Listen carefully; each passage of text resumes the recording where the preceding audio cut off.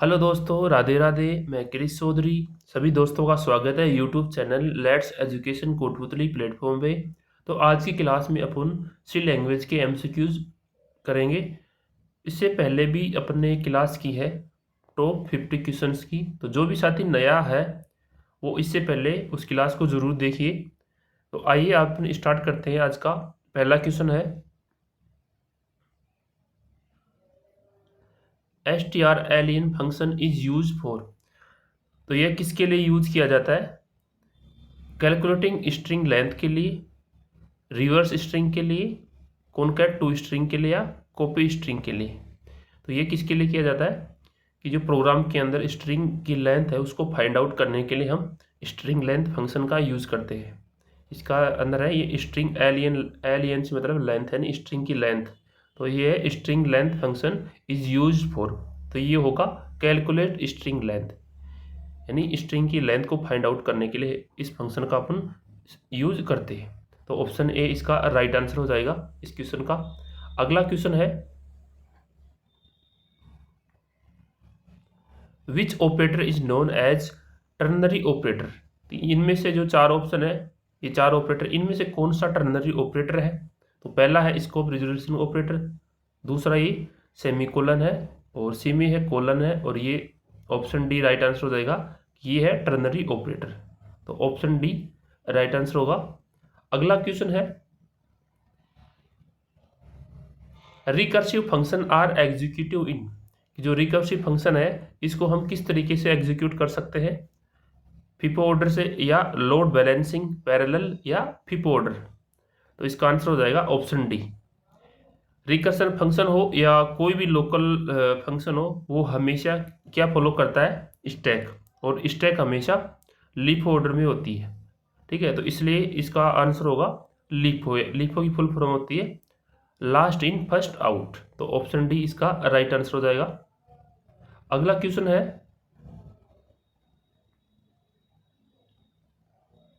Which of the following are example of iteration in C. कि इसके example कौन से इटरेशन के? फॉर है, वाइल है, डू वाइल है, या ऑल ऑफ अबव है। तो सी लैंग्वेज के अंदर जो लूप होता है उसको इटरेशन भी बोलते हैं। तो इसके एग्जाम्पल तीनों ही हो जाएंगे, फॉर भी होगा, वाइल होगा, और डू वाइल। ये लूप है, तो लूप को हम इटरेशन भी बोलते हैं सी लैंग्वेज में। तो ऑप्शन डी इसका राइट आंसर हो जाएगा। अगला क्वेश्चन है which keyword can be use for coming out of recursion. कि रिकर्सन फंक्शन से बाहर आने के लिए हम कौन सा कीवर्ड यूज करते हैं? ब्रेक करेंगे, एग्जिट करेंगे, या रिटर्न करेंगे, या नन। तो कौन सा करेंगे अपन? उसमें करेंगे रिटर्न। ये रिकर्सन फंक्शन से बाहर आने के लिए अपन रिटर्न कीवर्ड का यूज करेंगे। रिटर्न कीवर्ड का यूज करेंगे। तो ऑप्शन सी इसका राइट आंसर हो जाएगा। अगला क्वेश्चन है associativity of an operator are. Left to right करता है और राइट टू लेफ्ट, या रैंडम। तो इसका राइट आंसर हो जाएगा option D, both A and B. कि जो एसोसिएटिविटी ऑपरेटर है ये लेफ्ट टू राइट भी कराता है और राइट टू लेफ्ट भी करता है। तो ऑप्शन डी इसका राइट आंसर हो जाएगा। अगला क्वेश्चन है कि automatic variable are initialized with by default. Automatic variable है, इसको हम लोकल वेरिएबल भी बोलते हैं। अगर इसको हम इनिशियलाइज करेंगे, देख कौन सी वैल्यू लेगा? 0, गार्बेज, ब्लैंक। अगर अपन लोकल वेरिएबल को इनिशियलाइज नहीं करते हैं तो ये बाय डिफॉल्ट कैसी वैल्यू ले लेगा? गार्बेज ले लेगा। ऑप्शन बी इसका राइट आंसर हो जाएगा। अगला क्वेश्चन है can we overloading function in C. किसी लैंग्वेज के अंदर हम फंक्शन ओवरलोडिंग कर सकते हैं, या सी लैंग्वेज के अंदर फंक्शन ओवरलोडिंग होती है? यस, नो, काइंड से, या नन।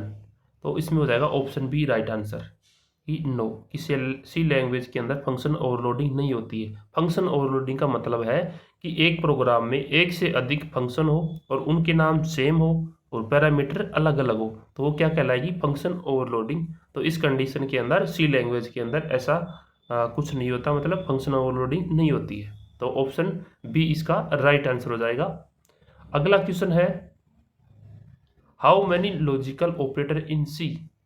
कि सी लैंग्वेज के अंदर लॉजिकल ऑपरेटर कितने होते हैं, 1 2 3 या नन। तो इसका आंसर हो जाएगा 3। कितने होते हैं लॉजिकल ऑपरेटर, 3। एंड होता है एक तो, और होता है, और एक होता है नोट। तो ये 3 लॉजिकल ऑपरेटर होते हैं सी लैंग्वेज के अंदर। तो ऑप्शन सी इसका करेक्ट आंसर हो जाएगा। नेक्स्ट क्वेश्चन है, what is the return type of printf and scanf function. जो स्कैनएफ और प्रिंट एफ फंक्शन है, इसका रिटन टाइप क्या होता है, वॉइड होता है, इंट होता है, कैर होता है या बूल होता है। तो इसका आंसर हो जाएगा ऑप्शन बी, इंट होता है, इंटीजर होता है। प्रिंट एफ और स्कैनएफ फंक्शन का रिटन टाइप होता है इंट। तो ऑप्शन बी इसका राइट आंसर हो जाएगा। अगला क्वेश्चन है, इंट ये पॉइंटर है, तो किस प्रकार का पॉइंटर है, पॉइंटर है, पॉइंटर टू इंटीजर है, इनवैलिड है या पॉइंटर टू पॉइंटर है। तो ये हो जाएगा पॉइंटर टू पॉइंटर है। तो ऑप्शन डी इसका राइट आंसर हो जाएगा। अगला क्वेश्चन है, what is the return type of SQRT function. जो एसक्यूआरटी फंक्शन है, इसका रिटर्न टाइप क्या होता है, इंटीजर होता है, फ्लोट होता है या डबल होता है, या depend on the data type of parameter. तो इसका आंसर हो जाएगा डबल, क्योंकि जो एसक्यूआरटी फंक्शन होता है, इसकी वैल्यू रूट के अंदर कैलकुलेट की जाती है और फ्रैक्शन के अंदर इसकी क्या आता है, इसको कंसिडर किया जाता है। जो एसक्यूआरटी फंक्शन है, इसका कैलकुलेट होता है रूट के अंदर और इसकी वैल्यू को कंसिडर किया जाता है फ्रैक्शन के अंदर। तो वो होगा डबल। तो आंसर सी इसका राइट आंसर हो जाएगा। अगला क्वेश्चन है, can function definition be present in header file. इसमें पूछा है कि फंक्शन की डेफिनेशन हेडर फाइल के अंदर भी होती है, यस, नो या डिपेंड ऑन कंपाइलर या नन। तो यस, यहाँ हेडर फाइल के अंदर फंक्शन की डेफिनेशन भी होती है। तो ऑप्शन ए इसका राइट आंसर हो जाएगा। अगला क्वेश्चन है, is initialization mandatory for local static variable. कि लोकल स्टैटिक वेरिएबल है, इसके लिए इनिशियलाइजेशन मैंडेटरी होता है, यस या नो या डिपेंड ऑन कंपाइलर। तो इसमें होगा नो। तो ऑप्शन बी इसका राइट आंसर हो जाएगा कि कोई मैंडेटरी नहीं है लोकल स्टैटिक वेरिएबल के इनिशियलाइजेशन के लिए। अगला क्वेश्चन है, all keywords in C are in. कि जो सी के अंदर कीवर्ड्स होते हैं वो कौन से लेटर के अंदर होते हैं, लोअर केस लेटर में, अपर केस या कैमल केस लेटर के अंदर। तो वो सब होते हैं लोअर केस लेटर में होते हैं, छोटे। तो ऑप्शन ए इसका राइट आंसर हो जाएगा। अगला क्वेश्चन है, भाई प्रोग्रामिंग का क्वेश्चन आ गया, what will be the out of program. इस प्रोग्राम का आउटपुट क्या होगा। मेन फंक्शन है, इंटीजर मेन, वेरिएबल का नाम भी अपन मेन लिया है और फंक्शन भी क्या है मेन। और प्रिंट क्या करवा रहे हैं अपन, मेन को करवा रहे हैं।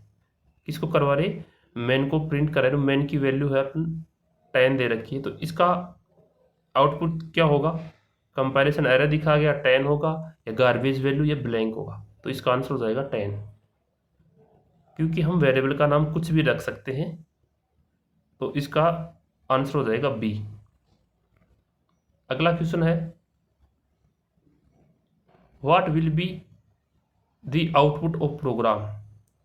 अब इसको समझना है, ये प्रोग्राम दिया है, इसके अंदर मेन फंक्शन स्टार्ट है, इंटीजर x की वैल्यू है 5 और x plus equal to 10। Print करवा रहे हैं x को और x के अंदर वैल्यू क्या है, 5 है। तो x प्लस इक्वल टू 10, तो 5 और 10 कितना हो जाएगा, 15 हो जाएगा, 15। तो ऑप्शन सी इसका राइट आंसर हो जाएगा। अगला क्वेश्चन है, what will be the output of program. तो इसका आउटपुट क्या होगा, मेन फंक्शन इंटीजर 5 डू। अब यह इस प्रोग्राम के अंदर डू लूप को, डू वाइल लूप है उसका यूज किया गया है। तो इसके अंदर लूप एग्जीक्यूट करेगा सबसे पहले, ठीक है। उसके बाद में कंडीशन दी गई यहाँ पे वाइल, यहाँ कंडीशन चेक करेगा लूप एग्जीक्यूट होने के बाद में। तो x के अंदर 5 दे रखा है, %d प्रिंट करेगा, %d x के अंदर 5 है। अब यह कंडीशन चेक करेगा, x के अंदर क्या है 5, क्योंकि यहाँ पे 5 वैल्यू दे रखी, 5 लेस देन इक्वल टू 5, तो ट्रू हो जाएगी कंडीशन। तो फिर वापस से एक बार एग्जीक्यूट करेगा लूप के अंदर, फिर वापस से आएगा और ये कंडीशन क्या हो जाएगी, फॉल्स हो जाएगी। क्यों, 5 से बड़ा हो जाएगा ना, इंक्रीमेंट हो रहा है इसके अंदर, तो इसके अंदर आंसर हो जाएगा 5 और 6। ऑप्शन सी इसका राइट आंसर हो जाएगा। अगला क्वेश्चन है,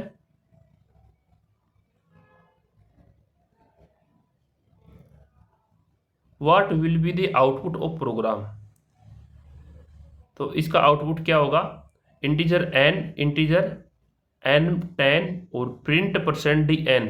अब इसके अंदर n को प्रिंट करवाया है, किसको, n को, जबकि वेरिएबल इसमें सेम है, इंटीजर n, तो सी लैंग्वेज में सेम नाम के वेरिएबल आ जाएंगे। क्योंकि यहाँ पे इसमें भी n लिया है, इसमें भी n, तो इसमें एरर दिखा देगा। जब अपन प्रोग्राम को रन करवाएंगे तो इसमें क्या आएगा, एरर आएगा। तो ऑप्शन सी इसका राइट आंसर हो जाएगा कि सेम नाम के दो वेरिएबल होने पे प्रोग्राम क्या दिखा देगा, एरर दिखा देगा। अगला क्वेश्चन है, ये लास्ट क्वेश्चन आज का, what will be the output of program. तो क्या होगा इस प्रोग्राम का आउटपुट, मेन फंक्शन स्टार्ट है यहाँ से, इंटीजर i 10, यानी i की वैल्यू क्या है, 10 है, प्रिंट f %d, डबल बार 10 प्रिंट करवाए यहाँ पे, तो i के अंदर क्या है, 10 है, और इस i के अंदर भी क्या है, 10 है, तो इसका इंक्रीमेंट होगा तो क्या होगा, 11 होगा, तो ये 11 इस i के अंदर आ जाएगा। तो इसका आउटपुट क्या होगा, 11 और 10, 11 और 10, तो कौन से ऑप्शन में है, ऑप्शन डी के अंदर है 11 और 10, तो राइट आंसर हो जाएगा ऑप्शन डी। ऑप्शन डी इसका राइट आंसर हो जाएगा।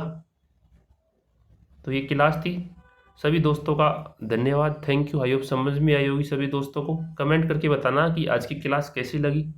मिलते हैं नेक्स्ट क्लास में, थैंक यू।